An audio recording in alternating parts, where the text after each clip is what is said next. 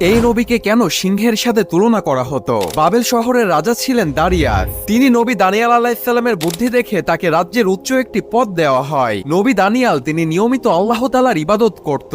রাজ্যের অন্যান্য মন্ত্রীগণ নবী দানিয়ালকে পছন্দ করতেন না। সেজন্য অন্যান্য মন্ত্রীগণ ষড়যন্ত্র করে একটি আইন বানালেন, যে ব্যক্তি বাবেল শহরের রাজার ইবাদত করা বাদ দিয়ে অন্য কারো ইবাদত করবে তাকে সিংহের গুহাতে নিক্ষেপ করা হবে। কিন্তু নবী দানিয়াল এই আইনের বিরোধিতা করে প্রতিদিন আল্লাহ তাআলার ইবাদত করত।